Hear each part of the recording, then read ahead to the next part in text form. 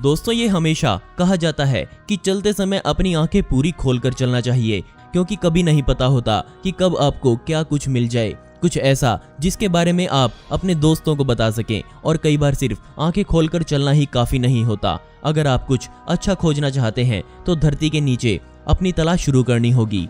क्या पता सालों से दबा हुआ सामान आपके द्वारा खोजे जाने की प्रतीक्षा कर रहा हो। और आज मैं आपको ऐसी ही कुछ दबी हुई चीजों के बारे में बताने वाला हूँ।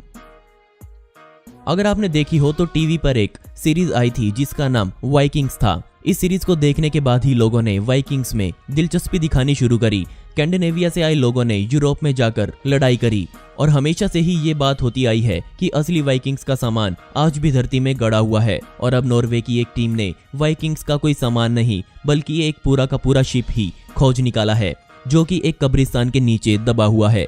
पुरातत्व विभाग के लोग जब रडार लेकर खोज कर रहे थे तो उन्हें 66 फुट लंबा एक शिप दिखा जो सतह से सिर्फ 2 फुट नीचे दबा हुआ है। जिस कब्रिस्तान के नीचे ये दबा हुआ था उसी कब्रिस्तान में वाइकिंग्स के राजा को भी दफनाया गया था। इसके बाद पूरे जहाज का ऊपर से ही स्कैन लिया गया और इसके बाद ही पता चला कि इसके कुछ उपकरण और जहाज का फ्लोर आज भी मिट्टी में कुछ हद तक सही सलामत दबा हुआ है।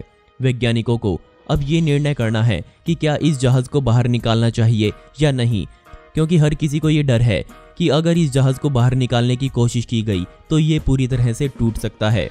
अभी अंदर है तो कम से कम सही सलामत जुड़ा हुआ है। दोस्तों, यू डिक्शनरी ऐप में अब आप किसी भी मैसेज को अपनी मनचाही भाषा में ट्रांसलेट कर सकते हैं।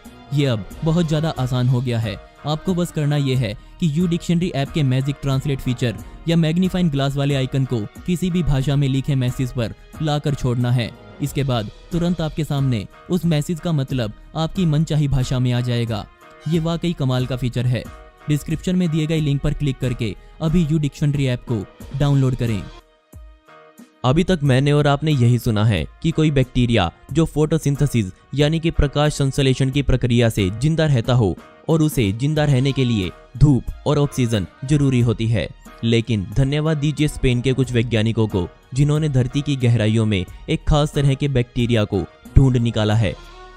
धरती के 2000 फीट नीचे वैज्ञानिक एक कुएं का परीक्षण कर रहे थे और इस जगह पर ना ही कोई धूप थी और ना ही कोई हवा थी, लेकिन सायानो बैक्टीरिया, जिसे आम भाषा में ब्लू ग्रीन एल्गी भी कहा जाता है, इस बैक्टीरिया ने खुद को जिंदा रखना सीख लिया है।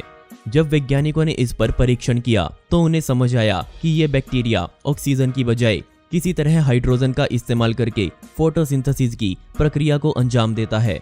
और अगर ये बात सच है तो जो किताबें आज तक फोटोसिंथेसिस पर लिखी गई हैं और जो आज तक हमें पढ़ाया गया है, उन सभी को बदलना पड़ेगा। जहां ये नया बैक्टीरिया पाया गया वहां के वातावरण को डार्क बायोस्फीयर कहा जाता है, जिसके बारे में हमें बिल्कुल ना के बराबर पता है। पक्षियों को देखना और उनकी तस्वीरें निकालना अक्सर जमीन के ऊपर का काम होता है, क्योंकि हर कोई जानता है कि पक्षी हवा में उड़ते हैं और दुनिया भर के ज्यादातर पक्षियों को आप हवा में या जमीन स्तर पर ही देख सकते हैं। लेकिन अगर आपको गोल्डन बी ईटर को देखना है तो आपको थोड़ी ज्यादा मेहनत करनी पड़ेगी। ऑर्निथोलॉजिस्ट एलेक्सी लावोश्किन ने एक संकल्प लिया कि वो गोल्डन बी ईटर की एकदम सटीक फोटोज निकालेंगे। इसके लिए उनको वोल्गा नदी के किनारे जमीन के अंदर इस पक्षियों के घोंसले ढूंढने पड़े, लेकिन अपने कैमरा को इस्तेमाल करने के लिए उनको थोड़ी प्रतीक्षा करनी पड़ी, क्योंकि जैसे ही ये अपना सामान लेकर इन पक्षियों की गुफा में गए तो सारे पक्षी इनसे डर गए। इसके बाद उन्होंने उसी गुफा में अपना एक कैंप लगाया और आप शायद विश्वास ना करें, पर वो अपने कैंप से पूरे 2 हफ्तों तक बाहर ही नहीं आए। इन 2 हफ्तों में पक्षियों को ये विश्वास हो गया कि ये इंसान उनको कोई नुकसान नहीं पहुंचाएगा। इसके बाद ही ये कमाल की फोटोज पहली बार इस दुनिया के सामने आई। इन पक्षियों का नाम बी ईटर इसलिए पड़ा क्योंकि एक तेजी से उड़ती हुई मक्खी को ये पलक झपकते ही पकड़ लेते हैं और इनकी पहचान कर पाना भी बहुत ज्यादा मुश्किल वाला काम है। एक क्रैश होने वाला प्लेन क्रैशिंग के समय आसानी से जमीन में धंस सकता है, लेकिन चेक रिपब्लिक में पराग के पास एक मिग-21 लड़ाकू विमान को जानबूझकर दफनाया गया। ये काम किया ब्रिटिश आर्टिस्ट रोजर्स हायंस ने।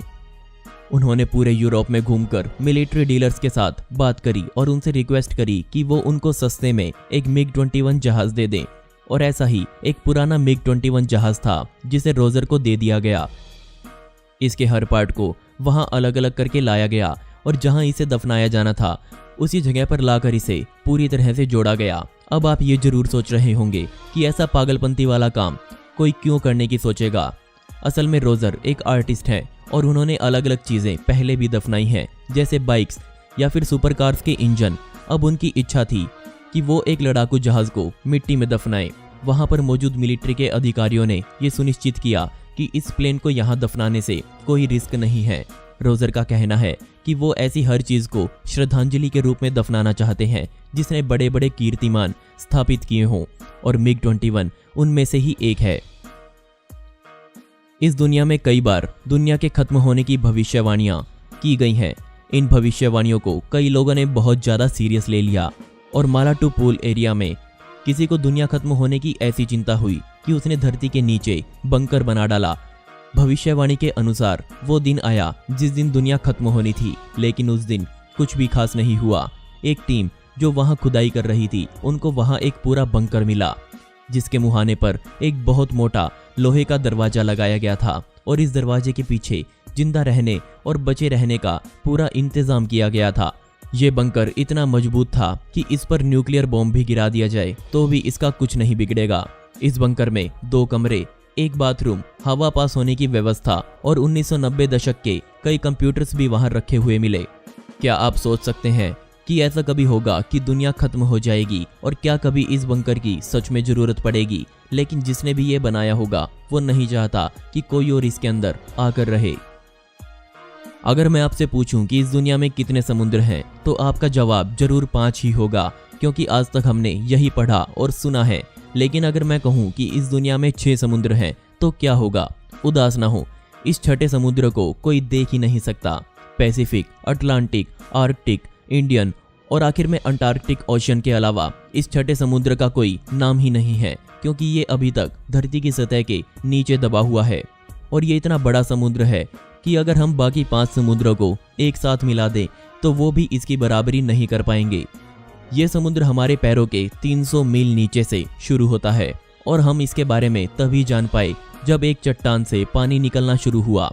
ब्राजील में एक नदी के पास ही एक चट्टान से अजीब तरह का लावा और पानी, जिसमें हीरे भी शामिल थे, वो सब निकले। और ये हीरे हाइड्रोक्सिल आयन से भरे हुए थे और ये हीरे सिर्फ पानी में ही पाए जा सकते हैं। इसका मतलब ये समझा गया कि जरूर नीचे पानी है और वो समुद्र आज से लगभग 3 बिलियन साल पुराना होगा, और हो सकता है कि उस समुद्र में किसी और तरह के जीव जंतु रहते हों। शायद आपको ये पता होगा कि पुराने जमाने में पानी की सुरंगों को कनाट्स कहते थे, और यकीन मानिए ये कनाट्स एक बेहतरीन इंजीनियरिंग का नमूना है। और ईरान में भी गानाबेट कनाट्स को बने आज 3000 साल बीत चुके हैं, लेकिन आज भी इन्हें इस्तेमाल किया जाता है। आयरन एज के समय पानी धरती की गहराइयों में पाया जाता था और पानी निकालने के लिए लोग उस तक एक सीधी सुरंग खोदते थे और हर सुरंग के ऊपर बड़े बड़े छेद बनाए जाते थे ताकि उड़ने वाली धूल मिट्टी बाहर जा सके और कारीगरों को ताज़ा हवा मिल सके। जरा सोच कर देखिए, इस 40 मील लंबी सुरंग को लोगों ने अपने हाथों से खोदा है, और अगर दुनिया भर में खोदी गई सारी कनाट्स की लंबाई को नापें तो ये धरती से चांद के बराबर की होगी। इन सुरंग को बनाना कोई आसान काम नहीं था। इनका इस तरह भी होना जरूरी था कि इनमें पानी एक जगह रुके नहीं बल्कि आगे बढ़ता रहे, और अगर सुरंग ज्यादा खड़ी होती तो पानी तेजी से बहता जाता। उससे भी सुरंग को नुकसान होना पक्का था।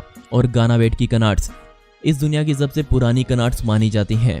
ईरान में बनी ये सुरंग अपने अंदर 427 कुएं समेटे हुए है और इसकी कुल लंबाई 68 मील की है। इसकी कुछ बातें हैं जो इसे खास बनाती हैं। जैसे आमतौर पर आपने देखा होगा कि अगर हमें धरती से पानी निकालना हो तो हम धरती में सीधा खड़ा एक बोरवेल खोदते हैं, लेकिन इन सुरंगों को सीधा नहीं बल्कि लेटी हुई अवस्था में बनाया गया था। बेशक ये तरीका उस समय मुश्किल था, बल्कि इसे बनाने के लिए एक सटीक कैलकुलेशन की भी आवश्यकता थी। 2005 में ईरान की सरकार और यूनेस्को ने मिलकर ये नियम बनाया कि वो कभी भी इसको नुकसान नहीं पहुंचाएंगे। इसे देखकर ही दुनिया ने माना कि सूखे पड़े रेगिस्तान में भी पानी निकाला जा सकता है। दोस्तों, आपको इनमें से सबसे बढ़िया कौन सा लगा मुझे नीचे कमेंट सेक्शन में जरूर बताइएगा, और इस वीडियो का पार्ट 2 चाहिए हो तो कमेंट में पार्ट 2 जरूर लिखें। और दोस्तों मैंने एक और चैनल बनाया है, उस चैनल पर टैक्स से रिलेटेड फैक्ट्स अपलोड किए जाएंगे, तो डिस्क्रिप्शन में दिए गए लिंक पर क्लिक करके आप उस चैनल को अभी सब्सक्राइब कर लें। ऐसी ही इंटरेस्टिंग वीडियोस देखने के लिए मिस्टीरियस दुनिया को अभी सब्सक्राइब करें। मिलते हैं अगली वीडियो में।